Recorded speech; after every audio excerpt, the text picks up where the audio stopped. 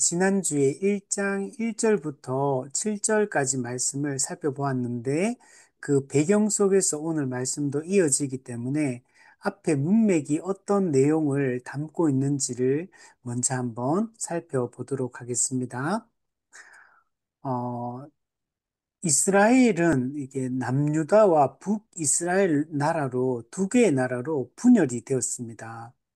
그래서 북이스라엘 왕국은 우리 아수르에 의해서 722년에 멸망을 이미 당한 상태입니다. 그리고 지금 밑에 남유다만 지금 현재 남은 상태인데, 남유다는 그 아수르 제국 옆에 있는 바벨론 제국, 신바벨론 제국입니다. 이 바벨론 제국은 구바벨론 제국이 있고 신바벨론 제국이 있습니다. 이 구바벨론 제국은 우리가 잘 아는 최초의 법전이라고 불리는 함무라비 법전. 그 함무라비 법전이 구바벨론에서 만들어진 겁니다. 그리고 이제 시간이 지나서 지금은 이제 신바벨론이 다시 나라가 제국을 형성하고 있는 이런 때입니다. 그래서 지금은 밑에 있는 애굽, 이집트는 되게 힘이 약해져 있는 상태고 지금 아수르는 힘이 강성해졌다가 지금 이제 아주 쪼그라들어 있는 상태고 지금 현 상황에서는 바벨론이 지금 이제 그 당시의 제국의 강자로 지금 등장하고 있는 이런 상황이었습니다. 그런 상황 가운데 이 바벨론에 의해서 나중에 아수르 제국도 무너지고 이 바벨론에 의해서 이 남유다도 멸망을 당하게 되는데 남유다가 바벨론에서 멸망을 당할 때 세 번의 침공과 세 번의 포로로 끌려가면서 이제 남유다 왕국도 멸망을 하게 됩니다.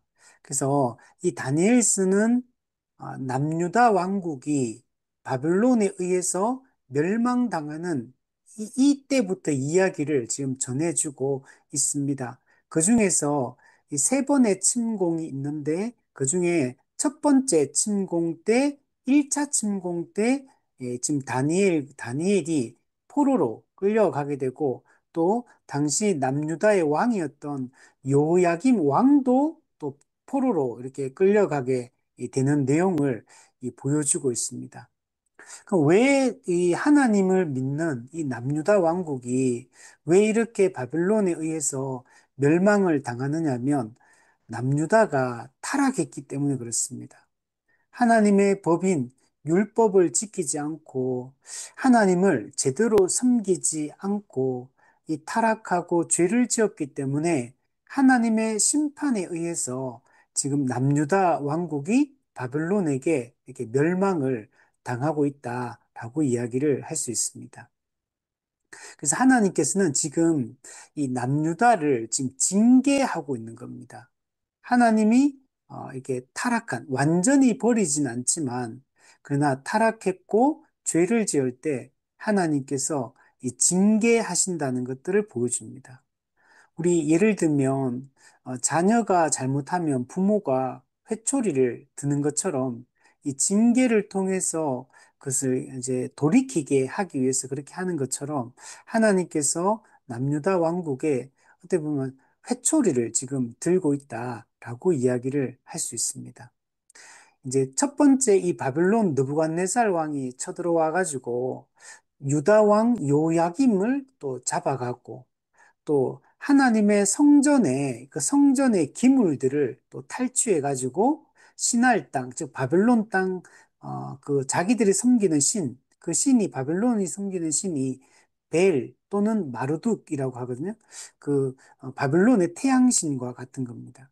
이제 그 최고의 주신인 그 벨의 신전에 가져다가 두게 됩니다. 그래서 하나님을 섬기던 신전의 그 물건들을 자기들의 신의 발밑에다가 딱 갖다 두는 겁니다. 이 당시는 국가 간의 전쟁을 어떻게 이해했냐면, 단순히 인간과 인간의 전쟁을 넘어서 우리가 믿는 신과 또 적군이 믿는 신, 즉 신과 신의 이 대결 구도로 이해를 했습니다. 그래서 이 바벨론이 섬기는 이 벨과 이 마르둑 신과 남유다가 섬기고 있는 여호와 신 간에 이 남유다의 신이 하나님이 졌다는 겁니다. 그렇기 때문에 자기들이 승리했다는 걸 자축하고 승리를 과시하기 위해서 그 여호와 성전, 하나님의 성전에 있던 이 기물들을 가지고 가서 자기들이 섬기는 신의 신전에 딱 갖다 두게, 발밑에 딱 갖다 두게 되는 것입니다. 근데 하나님은 이것을 이렇게 되는 걸 다 허용하십니다. 하나님은 지금 이 범죄하고 타락한 이 이스라엘 백성, 남유다 백성을 하나님은 이들을 징계짐하기 원하시기 때문에 그렇게 하는 것입니다.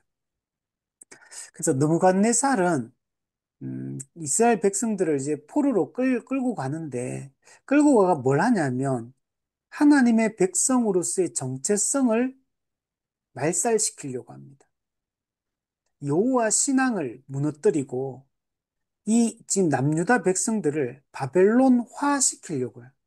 바벨론의 종교로 동화시키고 또 이 사람들을 어, 유다인으로서의 그 정체성을 그 무너뜨리고 바벨론화 시키려고 이들에게 몇 가지 다양한 방법들을 시도하는 것들을 볼 수 있는데 첫 번째는 뭐냐면 그 느부갓네살 왕이 그 이스라엘 사람들 이스라엘의 그 포로로 끌고 간 그 사람들 중에서 왕족과 귀족 남유다의 왕족과 귀족 이거 소년들입니다. 그 청년들 청소년들 이 친구들은 나중에 남유다의 지도자가 될 사람들이거든요.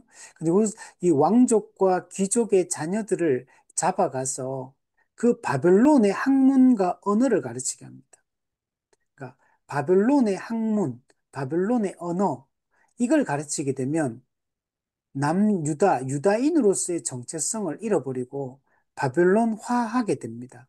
그래서 이걸 통해 가지고 이들의 정체성을 무너뜨리려고 하고 있는 걸 볼 수 있고, 두 번째는 소년들의 이름을 다니엘과 또 세 명의 다니엘의 친구들, 다 이제 왕족과 귀족들입니다. 이 소년들의 이름을 고치는 걸 볼 수 있습니다. 우리 일제시대 때 우리 창씨 개명을 통해서 우리 한국 사람들의 이름을 일본 이름으로 이렇게 바꿔서 민족성을 말살시키려고 했던 것처럼 바벨론도 이 포로로 잡아간 왕족과 귀족의 이 소년들을 이름을 바꿔버립니다. 다니엘은 원래 뜻이 뭐냐면 엘이라는 게 히브리어에서 하나님을 지칭하거든요. 그래서 다니엘은 하나님께서 심판하신다. 이제 이런 뜻이에요. 근데 그 이름을 바벨론의 신 이름이 벨이라고 했잖아요. 벨 또는 마르둑이라고 하는데 이 벨드사살, 벨이 그의 생명을 지켜주소서 이런 뜻입니다. 그러니까 모든 우리 삶의 주권이 하나님이 심판하신다고 말하면 하나님이 모든 것의 주인이고 주권자고 절대 주권을 가진 분인데 벨드사살이라고 바꾼 거면 이 세상에 참된 신은 벨이다, 마르둑이다. 그가 모든 생명을 주관하는 존재다. 이제 이런 의미를 담고 있는 겁니다. 또 다니엘과 새 친구의 이름도 바꾸는데 하나냐 같은 경우는 하나님의 은혜라는 뜻이에요. 근데 이걸 사드락, 마르둑의 명령이다 이런 이름으로 바꿔버립니다. 미사엘, 하나님은 강한 분이시다 이런 뜻인데 이 이름을 메삭이라고 바꿔요. 메삭이란 말은 그 아쿠가 이렇게 달의 신입니다. 아쿠 같은 이가 누구인가 그러면서 아쿠 신이 엄청 대단한 권세 있는 신인 것처럼 이렇게 이름을 바꿔버립니다. 세 번째는 아사랴, 여호와의 도움이시라. 그러니까 하나님이 우리를 돕는 분이다. 이제 이런 신앙 고백을 담고 있는데 이 이름을 아벳 느고 이렇게 느고도 뭐냐면 바벨론이 섬기는 지혜의 신 이름이 느고거든요. 그래서 아벳 느고라는 얘기는 느고의 종이다. 그러니까 느고가 신이고 참된 신이고 이 사람은 느그는 남유다 포로 끌려온 너희들은 느고의 종이다. 노예다. 이제 이렇게 이름을 바꿔버립니다. 그래서 이 이름을 고침으로 말미암아 하나님의 백성으로서의 정체성, 유다인으로서의 정체성, 민족성을 무너뜨리려고 하고 있는 것을 볼 수 있습니다. 자, 세 번째는 느부갓네살 왕은 이 식민지의 이 왕족과 귀족 이런 소년들을 잡아가 뭐 하냐면 이들을 3년 동안 훈련을 시킵니다. 바벨론의 그 학문과 바벨론의 언어와 바벨론의 풍속과 이런 것들을 가르쳐 가지고 나중에 자기 신하로 이제 자기 발 밑에 두고 자기 신하로 이제 자기 뜻을 대변하는 자로 이렇게 만들려고 이런 정책을 폈습니다. 이렇게 하면 대부분의 사람들은 바벨론의 학문과 바벨론의 언어를 배우게 되면 바벨론화됩니다. 그래서 자기 민족성을 잃어버리고 이제 바벨론의 왕에게 충성을 맹세하고 이렇게 되거든요. 그래서 이 3년 동안 교육하는 기간이 있는데 이때 느부갓네살 왕이 이런 식민지의 이런 소년들에게 뭘 주냐면 왕의 음식과 포도주, 즉 그 바벨론의 왕이 마시는 포도주와 왕이 먹는 그 음식을 내려줍니다. 그러니까 엄청 아주 고급 이제 음식들을 3년 동안 먹여서 완전히 그 환심을 사는 거죠. 그러니까 이런 좋은 걸 내려주면 사람들이 저항을 하지 않거든요. 그러면 자기들이 사실 노예로 이제 종으로 끌려왔는데도 불구하고 이런 걸 계속 먹다 보면 오히려 바벨론 왕에게 이 호감을 갖게 되고 그러면 저항하지 않게 되고 그러면은 식민지가 그냥 이 사람들에 의해서 계속 이렇게 식민지로 남게 되는 거죠. 그래서 이걸 통해 가지고 지금 민족성을 무너뜨리고 또 하나님을 믿는 이 여호와 신앙을 무너뜨리려고 하는 것들을 볼 수 있습니다. 그러니까 이 바벨론 같은 경우는 이 식민지들에 대해서 어떤 정책을 쓰냐면 유화 정책을 씁니다. 아주 부드럽게 접근하는 것. 이들의 어느 정도 문화라든지 식민지 사람들의 이런 것들을 그냥 인정해줘요, 어느 정도는. 그리고 이들에게 호의를 베풀고, 그러나 또 이 사람들을 민족성을 말살시키려고 하는 이런 정책을 이렇게 펴고 있다라는 것들을 볼 수 있습니다. 반대로 이 바벨론에게 무너진 아수르 같은 경우는 이 강압 정책을 썼거든요. 그래서 사람들 잡아가 가지고 아주 강압적으로 아주 악독하게 대하고 그리고 사람들을 그냥 거주지도 막 이동시켜 버리고 막 이제 강압적으로 했던 반면에 바벨론은 이 아주 그 교묘하게 그러나 또 이게 겉으로는 부드럽게 이런 방식으로 이 사람들의 그 신앙을 무너뜨리고 민족성을 무너뜨리려고 하는 것들을 볼 수 있습니다. 자, 이 세 가지를 통해 그런 일들을 했는데 그 중에 오늘 우리가 읽었던 이 8절부터 16절까지 말씀은 그 세 번째 왕의 음식과 포도주를 지정해 가지고 날마다 그 음식과 포도주를 주어서 3년 동안 이 식민지의 소년들을 이게 양육하고 교육하고 이렇게 하도록 했거든요. 근데 여기에 대해서 대부분의 다른 식민지에 있는 사람들은 여기 그냥 순응합니다. 그지.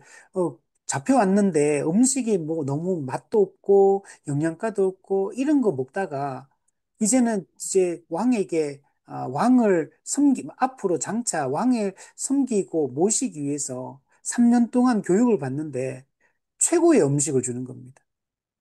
그냥 일반 사람들이 먹는 음식이 아니에요. 신하들이 먹는 음식도 아니에요.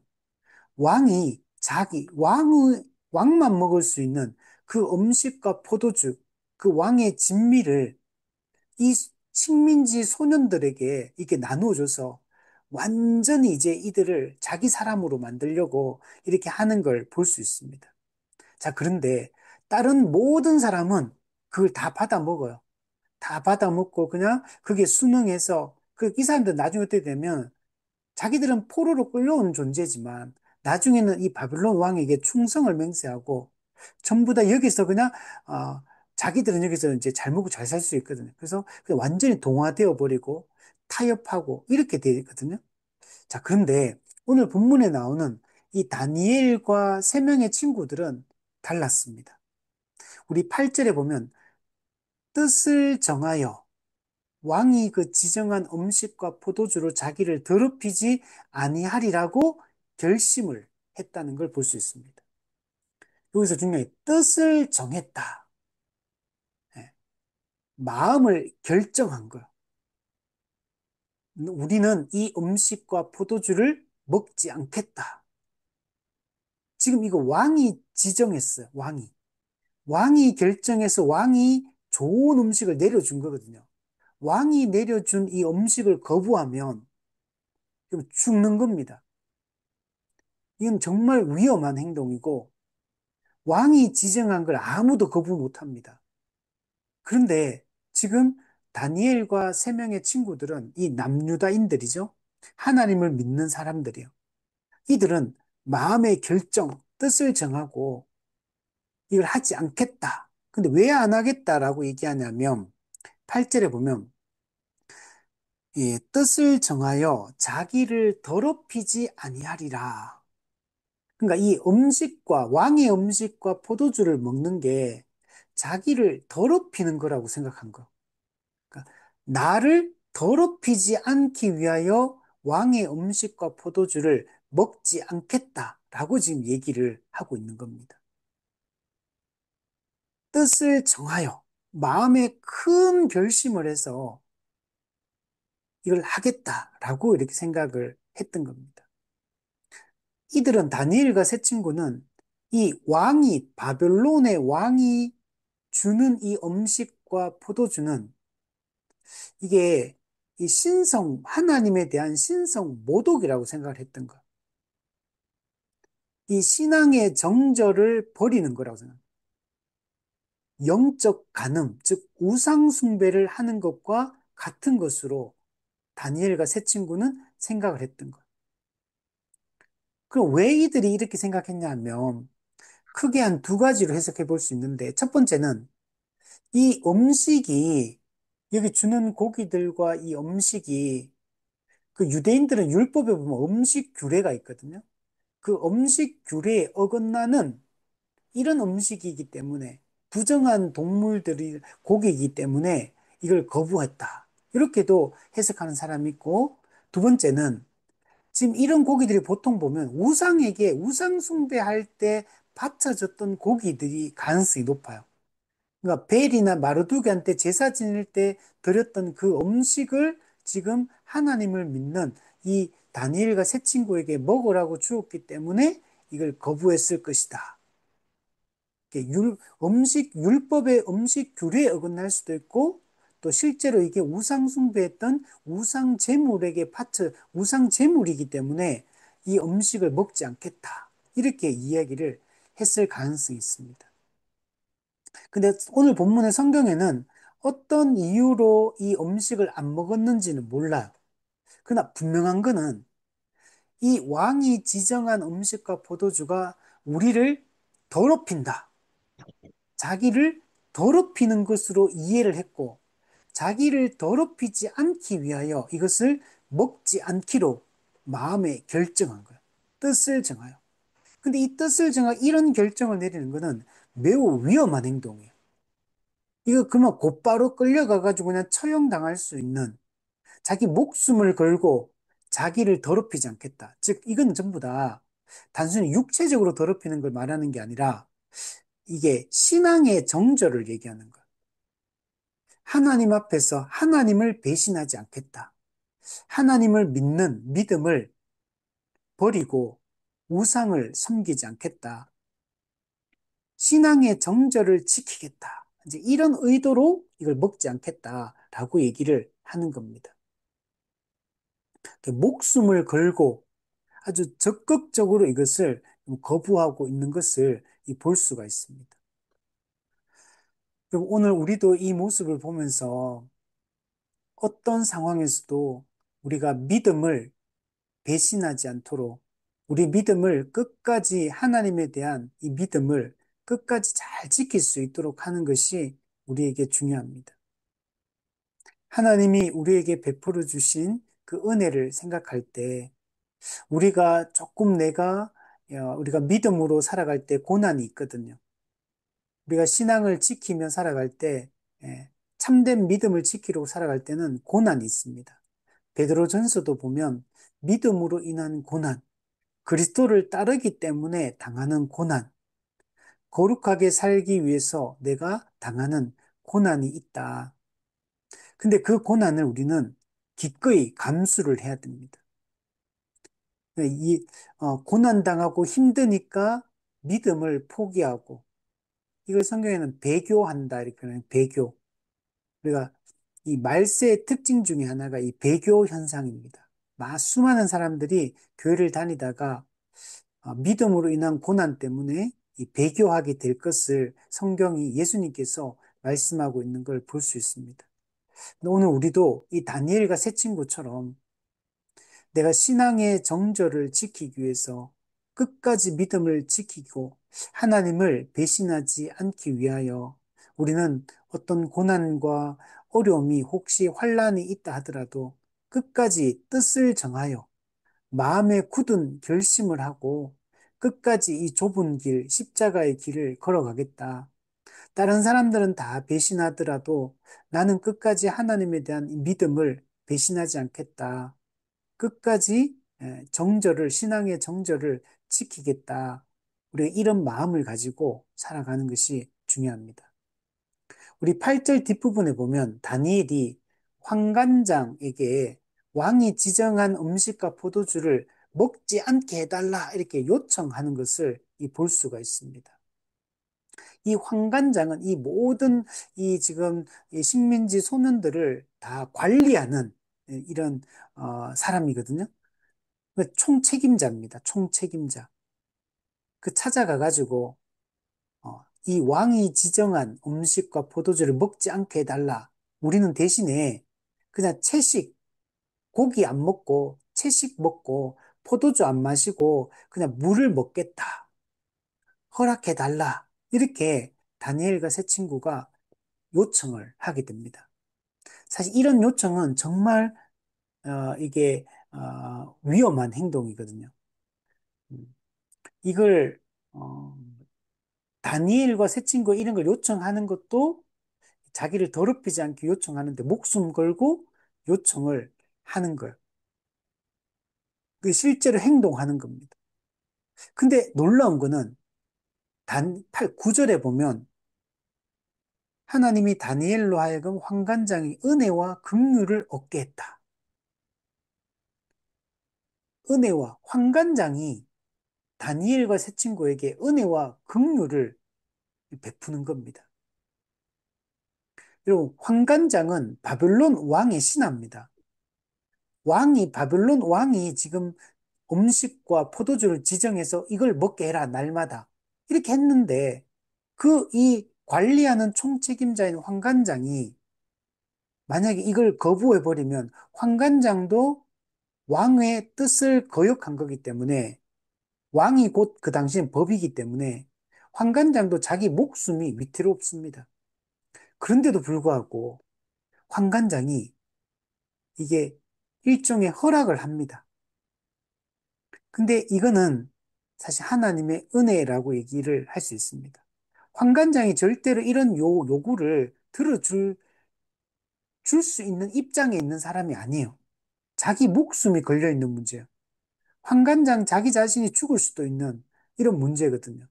근데 굳이 이걸 식민지 이 소년들의 이 요구를 들어줄 필요도 없거든, 사실. 들어줄 이유도 없고. 그런데도 불구하고 하나님께서 이 환관장에게 은혜와 긍휼을 얻게 하신 겁니다. 그러니까 이거는 환관장이 은혜를 베푼 것도 맞지만 사실 하나님이 은혜로 환관장을 통해 은혜를 얻게 하셨다. 하나님께서 역사하셔서 은혜를 얻게 하셨다라고 얘기를 할 수 있습니다.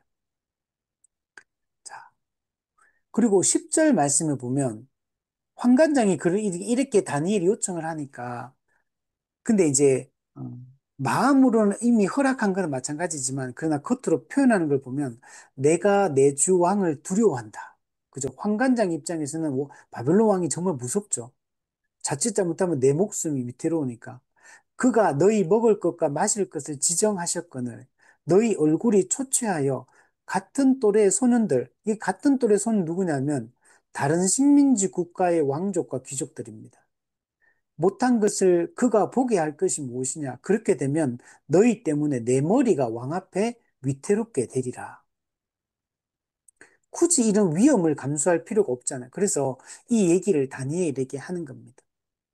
만약에 다른 소년들은 전부 다 왕이 주는 고기와 포도주로 막 이게 얼굴이 막 좋게 막 이게 살도 찌고 이렇게 건강하게 자라는데 근데 다니엘과 세 친구는 채식 먹고 물만 마시고 이렇게 해서 나중에 그 다른 소년들과 얼굴을 비교해 보면 너무 큰 차이가 있다. 그러면 나중에 왕에게 추궁을 당하고 자기가 그러면 목숨이 위험해지는 거죠.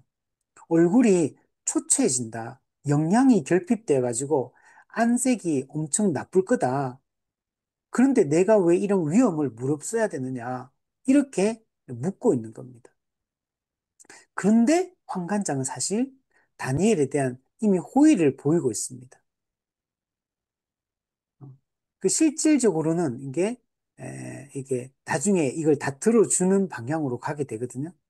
그래서 실제로 환관장이 왜 다니엘과 세 친구의 이 요청에 했는지 우리는 이유는 알 수 없지만, 근데 이 환관장은 이 다니엘의 요청을 수락하는 쪽으로 이미 마음이 기울어져 있는 이런 상태라는 걸 알 수가 있어요.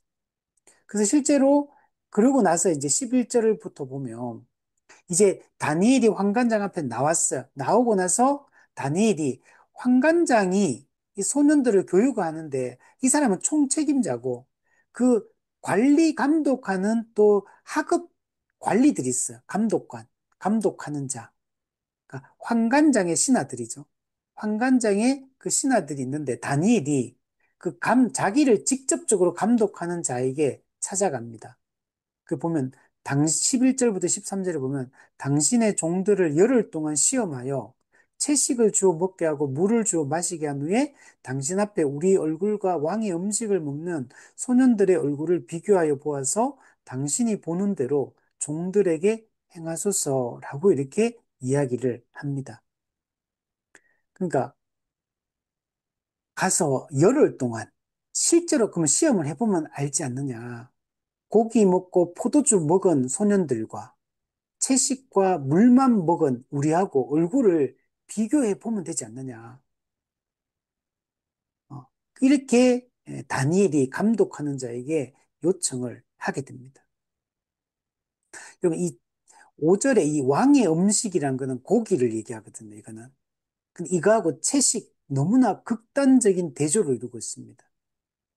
여러분, 채소만 먹는 사람과 고기를 먹는 사람하고 나중에 보면 고기 먹는 사람 얼굴이 더 좋죠.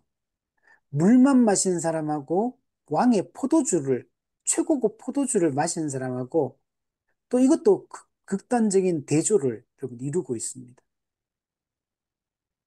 그래서 열흘 동안 실제로 한번 시험해 보면 된다. 그러면은 10일만 지나면 확인해 볼 수 있다. 결론을 관측할 수 있다. 어떤 게 더 좋은지 쉽게 결과를 확인할 수 있다. 그러면서 다니엘이 요청을 합니다. 얼마나 이게 다니엘과 세 친구가 확신을 가지고 있는지 몰라요. 비교해봐라. 열흘 아주 짧은 기간 동안 한번 테스트해보고 비교해보면 금방 알 수 있지 않느냐. 만약에 얼굴이 더 나쁘면 우리가 고기 먹겠다. 근데 비교해보고 우리가 만약에 더 좋으면 먹지 않게 해달라. 이렇게 요청을 합니다. 그리고 왜 먹지 않게 해달라나? 이게 자기를 더럽히는 거기 때문에. 신앙의 정절을 무너뜨리는 거기 때문에 여호와 신앙을 무너뜨리기 때문에 이걸 거부를 하고 있는 겁니다. 다니엘과 세 친구는 너무나 담대하고 확신 있게 요청하는 것을 볼 수 있습니다. 이들은 자신들의 사실 목숨을 걸고 하는 건데 근데 너무나 담대해요. 너무나 확신을 가지고 있습니다. 왜냐하면 하나님에 대한 신뢰를 가지고 있기 때문에 하나님을 신뢰하고 그래서 자기들이 선한 결과를 확신하면서 이들이 이런 비교해보자고 요청을 했던 겁니다. 여기에 이 다니엘과 세 친구의 이 믿음이 단적으로 드러나고 있는 겁니다. 뜻을 정하여 더럽히지 않겠다. 실제로 비교해보자. 비교해보면 분명하게 알 수 있을 것이다. 그러니까 우리가 반드시 얼굴이 더 좋을 거다라는 확신을 가지고 이렇게 얘기를 요청을 하고 있습니다. 그러니까 이거는 하나님에 대한 신뢰를 가지고 있기 때문에 이런 이야기를 할 수 있는 겁니다. 14, 15절에 보면 감독하는 자는 그래서 다니엘과 세 친구들의 말을 따라서 열흘 동안 시험을 합니다. 그리고 이제 드디어 열흘이 지났습니다. 그리고 나서 그 모든 소년들을 얼굴을 살펴보니까 채식과 물만 먹은 다니엘과 세 친구가 왕의 그 음식 고기와 포도주를 먹은 다른 소년들보다 더욱더 살이 아름답고 살이 더욱더 윤택하고 얼굴이 더 좋아 보였던 겁니다. 사실은 이게 이러면 안 되거든. 원래는 에, 물하고 채소만 먹는 사람하고 고기와 포도주 먹는 사람은 그 고기, 포도주 먹는 사람이 훨씬 윤택하고 얼굴이 더 좋아야 되거든요. 근데 정반대의 결과가 사실은 나온 겁니다. 이거는 하나님의 은혜라고 얘기할 수 있어요. 이들은 뜻을 정하여 자기를 더럽히지 않겠다. 끝까지 여호와 신앙을 지키고 하나님에 대한 신앙의 정절을 지키겠다. 이런 굳건한 믿음을 가지고 목숨을 걸고 요청했고 하나님께서 은혜를 베푸셔서 실제로 이들의 얼굴이 더 윤택하고 건강하고 얼굴이 더 아름답고 이렇게 되었다는 걸 알 수 있어요. 우리 10절에서 뭐라 그랬냐면 환관장이 처음에 요청했을 때 만약에 그렇게 하면 너희들 얼굴이 더 초췌하면 어떡하냐 이렇게 말했거든요. 이 초췌하다 이 말하고 15절에 오늘 본문에 더욱더 윤택하다 얼굴이 정반대의 결과가 나오도록 하나님께서 했다는 것을 볼 수 있습니다. 또한 그 얼굴이 더 좋아 보였다. 그 왕의 음식과 포도주를 먹은 소년들보다 채식과 물을 먹은 다니엘과 세 친구가 얼굴이 더 좋아 보인다. 그래서 결국 어떻게 되냐면 이 감독하는 자가 다니엘과 세 친구에게 왕이 지정한 그 음식과 포도주를 그냥 제합니다. 너희들은 안 먹어도 된다. 그리고 나서 이제 채식과 물을 주어서 3년 동안, 3년입니다, 3년. 짧은 기간이 아니잖아요. 하루 이틀, 뭐 한 달, 뭐 이렇게 하는 것만 모르겠는데, 3년 동안 채식만 먹고 물만 먹은 다니엘과 세 친구가 다른 소년들보다 훨씬 더 윤택하고, 훨씬 더 건강하고, 훨씬 더 용모가 아름답게 이게 자라나는 것들을 나중에 보면 알 수가 있습니다. 우리 정리해 보면, 우리 이 바벨론 느부갓네살 왕은 이 여호와를 섬기는 하나님을 섬기는 이 이스라엘 민족 이들의 정체성을 무너뜨리고 싶어 합니다. 여호와 신앙을 버리고 그들이 섬기는 이 마르둑 신, 이 벨 신, 느고 신, 아쿠 신, 그들이 섬기는 수많은 다신들을 섬기도록 유도하고 하나님을 하나님을 믿고 따르는 이런 이 유대 문화, 또 유대의 이 풍속, 하나님을 섬기는 풍속들, 이것들을 다 버리고 바벨론의 풍속을 따르게 하고 바벨론의 문화를 받아들이고 바벨론의 언어를 쓰게 하고 바벨론 사람처럼 생각하게 하고 이렇게 바꾸려고 합니다. 근데 만약에 왕의 음식과 포도주를 받아 먹고 마신다는 것은 그 하나님을 유일한 신으로 참된 창조주로 믿는 이 신앙을 버려야지만 버리는 것과 같은 것입니다. 그래서 이 신앙의 여호와 신앙을 굳게 지키기 위해서 뜻을 정하고 마음을 굳게 먹고 결심하고 그리고 이것 때문에 내 목숨이 날아갈지언정 하나님에 대한 이 믿음을 포기하지 않고 굽히지 않겠다. 나를 영적으로 더럽히지 않겠다. 나를 거룩하고 깨끗하게 내 마음과 내 몸과 내 모든 삶을 지키겠다. 이런 결심을 하고 이렇게 뜻을 정하여 그들에게 요청하는 것을 볼 수 있고, 실제로 그 결과는 이 대성공이죠. 하나님의 은혜로 다니엘과 세 친구는 더 윤택하고 더 얼굴이 좋아 보이고 아름답게 변합니다. 우리 다음 주에 보게 돼 있지만 다음 주에 보면 이게 겉모양만 외모만 그랬던 게 아니에요. 지식적으로도 모든 지혜에 있어서도 훨씬 더 월등하게 탁월한 사람들이 다 됩니다. 하나님에 대한 믿음을 지키고 끝까지 그 신앙의 정절을 지키고 살아가는 자들에게 하나님께서 큰 은혜를 베푸시고 이들을 더 뛰어나게 이렇게 하나님께서 이끄시는 것들을 볼 수가 있습니다. 오늘 우리도 혹시 우리가 만약에 이제 이런 고난이 있을 때 또 이렇게 간다고 우리도 다 모든 게 좋아진다 이렇게는 말할 수 없어요. 고난이 있을 겁니다. 우리가 신앙의 정절을 지키고 믿음을 지키면 고난과 환란이 찾아오고 손해를 봐야 될 수도 있고 어려움을 우리에게 찾아올 겁니다. 그러나 우리에게 중요한 것은 우리의 믿음을 잘 지키는 거고 하나님에 대한 이 신뢰와 사랑을 끝까지 견지하는 것이 우리에게는 중요한 것입니다.